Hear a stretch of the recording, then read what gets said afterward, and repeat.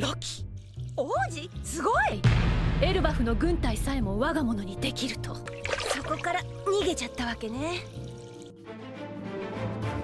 현재 엘바프는 이무가 군코의 육체와 정신을 강탈하며 도미 리버시를 통해 악마의 군단을 만들었고, 그 시각 명계에선 스코퍼 가반이 패왕색 패기의 사용법을 강조해 불사의 능력에 대응할 수 있는 파회법이 바로 패왕색이라는 사실을 알 수 있었습니다.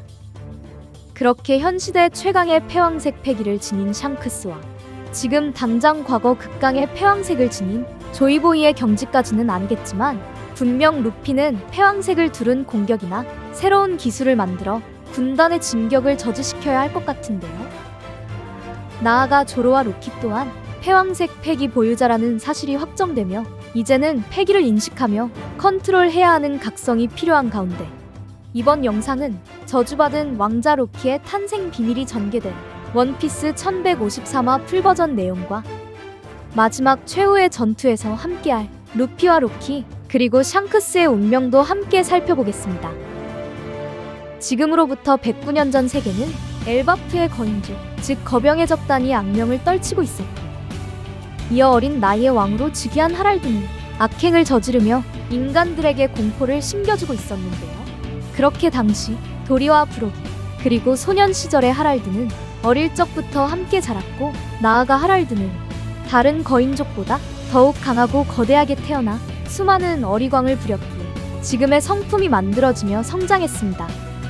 그러던 어느 날 아이다라는 여성 거인이 납치되어 인간 마을에 서커스단에서 출연하고 있다는 사실을 듣게 되었고, 이후 그 마을로 찾아가 모든 것을 파괴하며 아이다를 구출했는데요. 한편 아이다의 얼굴은 죽은 깨와 두꺼운 입술 그리고 포니테일을 한 모습이었고, 이어 자신의 앞에 하랄드가 나타나자 누구냐는 질문을 던지게 됩니다. 반면 하랄드는 방금 전 행동을 자랑스러워했는지 고마워할 필요는 없다며 자신을 엘바프의 왕이라 소개함과 동시에 고향을 바보 취급당하게 만들 수 없었다 말했는데요.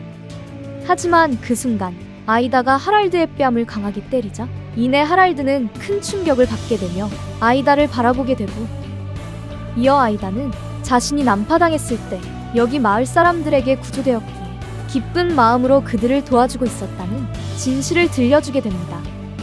나아가 아이다는 하랄드를 바라보며 강하게 태어났다는 것이 남들보다 잘난 게 아니라는 진심을 전달하자, 그날을 계기로 하랄드는 성품의 변화가 생긴 채 다른 문화에도 흥미를 갖게 되는데요. 결국 아이다를 흠모하게 된 하랄드는 그녀를 엘바프로 데려오게 되었고, 이후 정식으로 결혼을 진행하려 했지만 당시 거인족의 장로들은 아이다에게는 엘바프의 피가 흐르지 않는다는 이유로 결혼을 반대했습니다. 이처럼 정식 결혼 절차는 없었지만 아이다는 엘바프의 마을에 살게 되었고, 이어 하랄드는 더 좋은 사람으로 변화되며 어인섬의 용궁성 등 여러 나라와 교류를 맺게 되는데요. 이후 수년의 시간이 흘러 아이다는 하이로딘을 낳게 되었지만, 반면 하랄드는 다른 거인 장로의 소개로 에스트리드라는 높은 신분의 거인과 정식으로 결혼하게 됩니다. 한편 에스트리다는 자신을 북방 지역에 술을 만드는 마을에서 태어났고, 이어 디풍을 연구했다며 지금부터 동쪽에서 온 여성과 그녀 사이에서 낳은 아이는 잊어달라 요청했는데요. 하지만 하랄드는 그럴 수 없다며 알라바스타 시절 남이나 비비와 닮은 옷을 입은 에스트리다의 제안을 거절했고, 이후 그녀는 디풍을 이용한 예언에 점차 빠지며 성의 모든 창문을 열거나 가구를 전부 바꾸라는 등의 명령을 수시로 내리게 됩니다. 그러던 어느 날 하랄드가 해외 출장건으로 출타했을 때 그녀는 마치 악마와 같으며 찢어진 눈동자를 가진 아기 로키를 낳게 되고, 이어 그 모습을 바라본 에스트리다는 충격을 받게 되며 로키를 명계로 내던져야 한다 명령했는데요. 이처럼 눈동자가 찢겨진 상태로 태어난 로키는 명계로 던져졌고, 이어 에스트리다는 부하들을 바라보며 아이가 사산했다는 말을 하랄드에게 전해야 한다 말하게 됩니다. 한편 명계 아래로 떨어진 갓난아기 로키는 결국 목숨을 잃지 않은 채 보배로운 나무 아담을 기어올랐고, 이어 울고 있는 모습을 보여주었는데요. 그렇게 명계로 떨어진 로키는 당시 명계의 맹수들과 싸우며 중상을 입은 상태였고, 그 시각 성에 있는 에스트리다와 여전히 출타 중인 하랄드, 그리고 거인족 마을에선 아이다와 하이로딘의 모습이 그려지며 나레이션의 문구로 이어지게 됩니다. 에스트리다 왕비가 병에 걸려 쓰러지게 된다.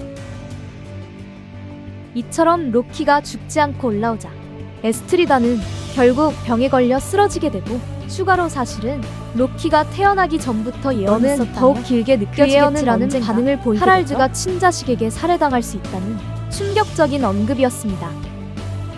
반면 부하들은 왕비의 말에 또 황당한 소리를 한다는 반응을 보였고, 그 시각 하랄드는 나라와 나라 사이의 벽을 느끼며 자유롭지 못한다는 말과 함께 세계 정부를 거론하게 됩니다.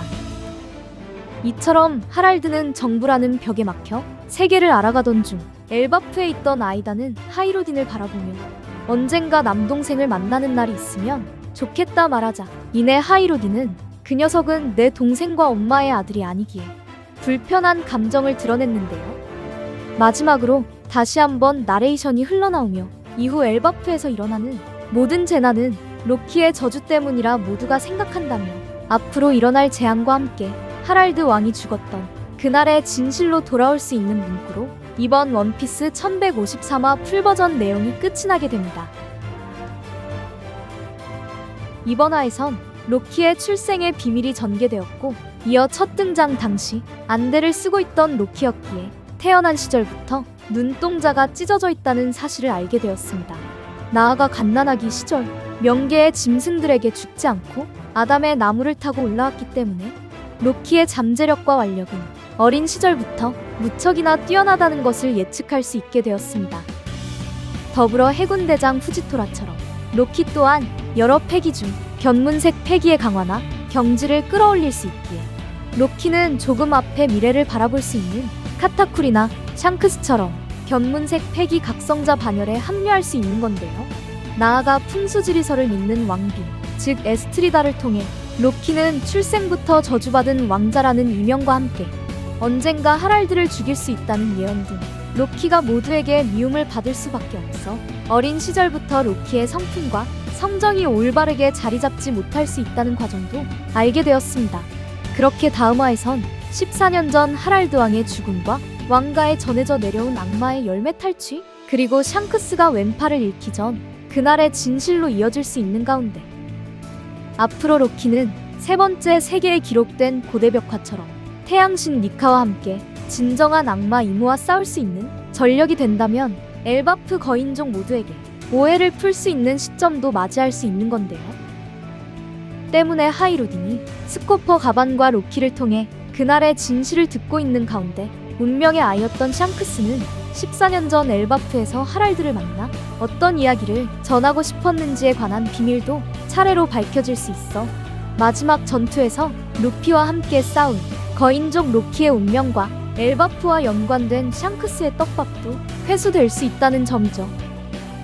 마지막으로 다가올 명계의 전투를 예측해보면 현재 루피는 패왕색 각성을 먼저 이뤄냈지만 사용법이 미숙할 수 있기 때문에 신의 죽음이라는 로저의 카무사리처럼 루피만의 독자적인 새로운 기술이 필요하고, 나아가 조로는 엠마를 통해 무의식적으로 패왕색 패기를 내뿜는 것이 아닌 이제는 패기의 컨트롤을 통해 보다 정교한 패기 사용법이 필요하다는 것을 알 수 있었는데요. 나아가 이번 화를 통해 로키는 태어났을 때부터 눈동자가 찢어졌기 때문에 견문색 패기의 각성이 보다 빠를 수 있어 로키 또한 조로처럼 패왕색 패기의 컨트롤에 성공한다면 그때는 견문색 패기와 패왕색 패기를 사용할 수 있는 최강의 거인족으로 탄생할 수 있을 것 같습니다. 과연 루피의 동료 제안을 거절한 로키는 거대 벽화에 기록된 것처럼 태양신 루피와 함께할 수 있는 전력이 되어줄지, 그리고 14년 전 운명의 아이 샹크스가 하랄드에게 전하고 싶은 이야기 중 하나가 바로 엘바프 왕가에 내려오고 있던 전설의 열매였는지는 다음화 원피스 1154화를 기대해보면 좋을 것 같습니다. 이번 영상은 여기까지입니다. 시청해주셔서 감사합니다.